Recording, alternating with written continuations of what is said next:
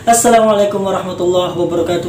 Kaifa halakum ya hibatul fudala? Semoga sehat walafiat ya. Walaupun sekarang kita berada dalam keadaan pandemik seperti ini, semoga Allah Subhanahu wa taala senantiasa memberikan kesehatannya kepada kita semua. Amin ya rabbal alamin. Nah, oke teman-teman sekalian. Pada pelajaran sebelumnya kita telah belajar tentang pengenalan nahu, sorof, dan kemudian kita masuk ke dalam bagan nahu, yaitu pembagian kata-kata, pembagian kalimat sempurna itu sendiri. Nah, jadi kalimat sempurna itu sendiri terbagi menjadi 3, yaitu isim, fi'il, dan harf. Nah, kita kembali mereview pada pelajaran yang kita telah ambil kemarin. Nah, kita berawal dari isim. Isim itu apa? Isim itu adalah kata benda yang meliputi manusia, hewan, tumbuhan, kata sifat. Dan dia sama sekali tidak berkaitan dengan waktu. Contohnya apa? Maktabun. Maktabun artinya meja. Meja berkaitan dengan waktu apa tidak? Tidak kan? Kemudian kursiyun, kursi. Kemudian maktabatun, perpustakaan. Masjidun, masjid. Nah, ini semua tidak berkaitan dengan waktu.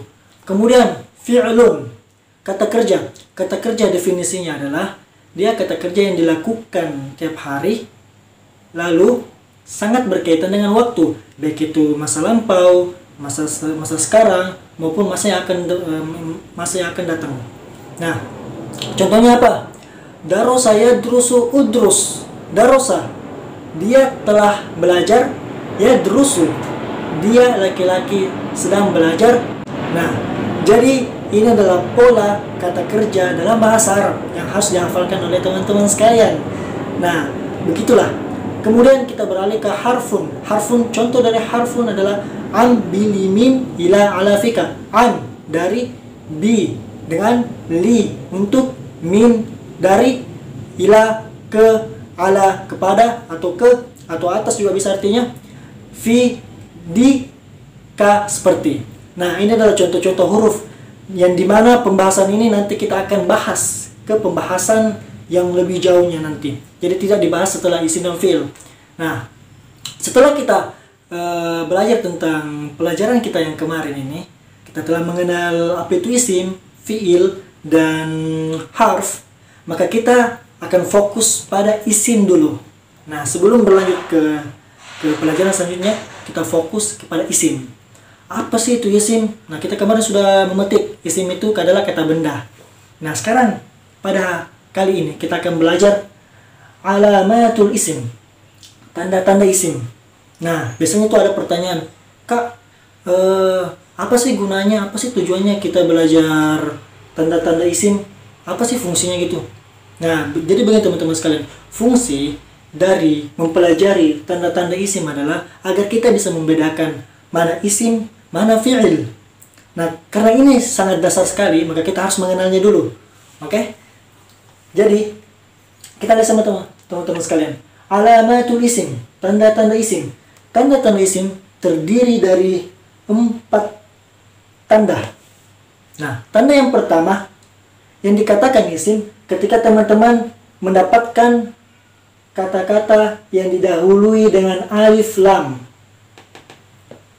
Ketika teman-teman mendapatkan kata-kata yang didahului alif lam, maka itu disebut isim. Nah, kita lihat contohnya. Al-masjidu. Jadi tinta merah yang saya gariskan seperti ini, itu adalah tanda. Tanda kalau ini adalah isim, kata benda. Al-masjidu, masjid. Al-ustazu, ustaz. Asy-syamsu, matahari.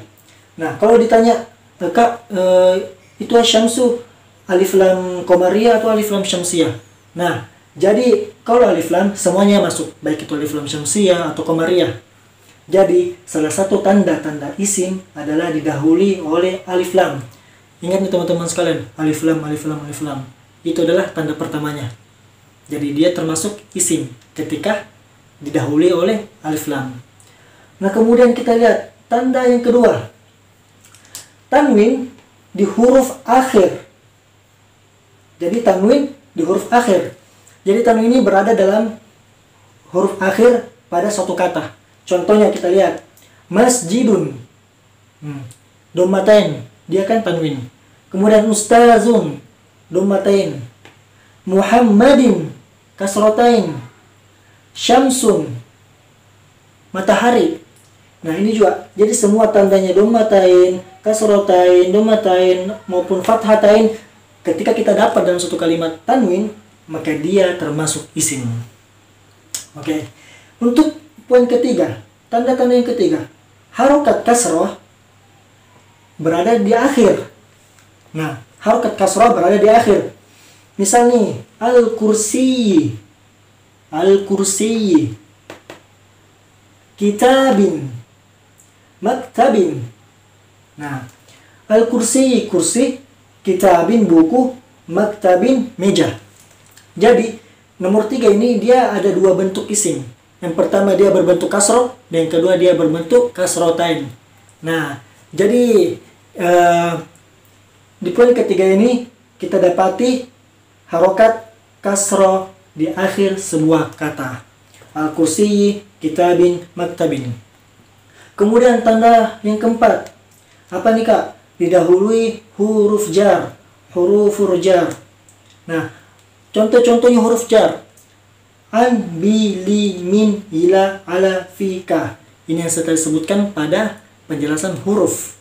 Nah, dia didahului oleh huruf jar.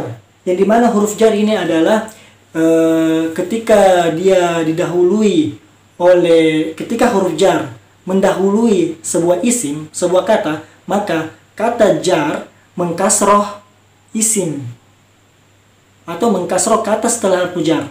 Jadi misalnya, kita lihat teman-teman sekalian contohnya. Saya terjemahkan dulu hurufnya ya. An artinya dari, bi dengan, li untuk, min dari, ila ke, ala kepada atau atas, fi di, ka seperti. Nah, kita lihat contohnya teman-teman sekalian. Pada awal kalimat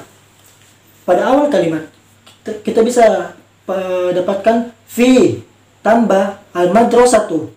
Sebenarnya di awal kalimat itu dia menjadi dommatain, tetapi karena didahului oleh fi, yaitu huruf jar, maka dia berubah menjadi fil madrasati, berubah menjadi kasroh.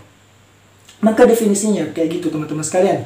Ketika harfu jar ketemu dengan isim ini isim karena ada alif lam kan, isim, maka dia harus kasroh setelahnya. Nah, kemudian contoh yang kedua, ila suqi, ke pasar. Kita lihat ila ditambah as-suqu, ila suqu sama dengan ila as-suqi, ke pasar. Kenapa bisa kasroh? Karena ada ila. Ila termasuk dari harfu jar. Jadi rumusnya teman-teman sekalian, ketika huruf jar, ini huruf jar semua, ketemu dengan isim, maka dia wajib kasroh. Seperti itu. Nah, jadi keempat, alamatul isim, tanda-tanda isim adalah sangat-sangat penting kita pahami, sangat-sangat penting untuk kita bisa tahu, agar kita bisa membedakan antara isim dan fi'il. Karena ini merupakan salah satu fundamentalnya dalam bahasa Arab. Ketika kita sudah mengerti isim, maka kita insya Allah bisa mengerti bagaimana ngomong nanti ke depannya. Nah gitu. Jadi catatan teman-teman sekalian, saya hapus dulu ya bagian bawah, bagian sini. Saya ingin tambahkan sedikit.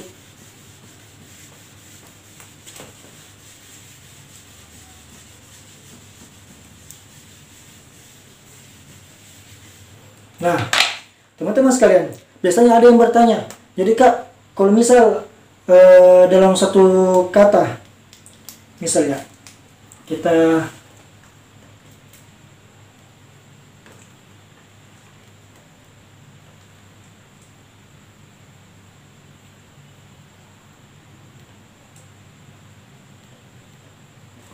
misal satu kata ini, al-masjidu, kak, tanwin sama alif lam bisa bersatu nggak dalam satu kata?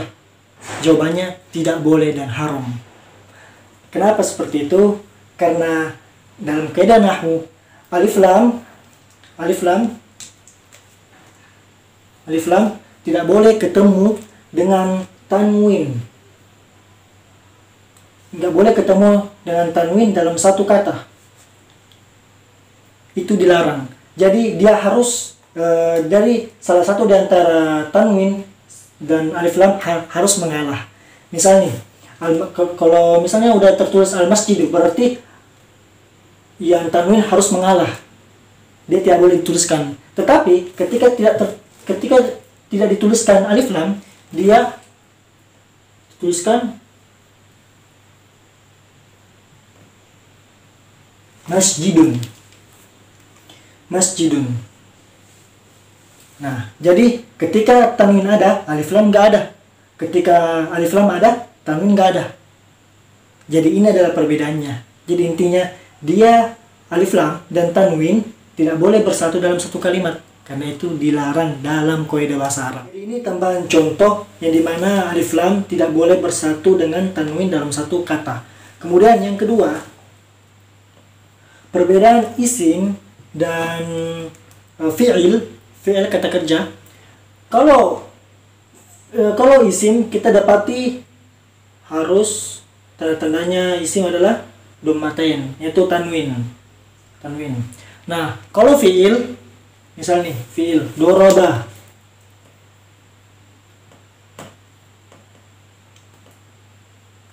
Doraba, dia telah memukul.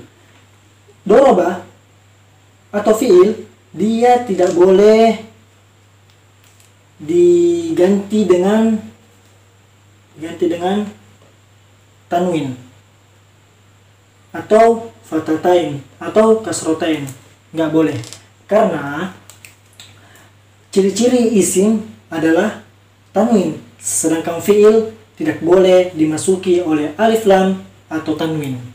Jadi kalau misal berubah jadi kayak gini,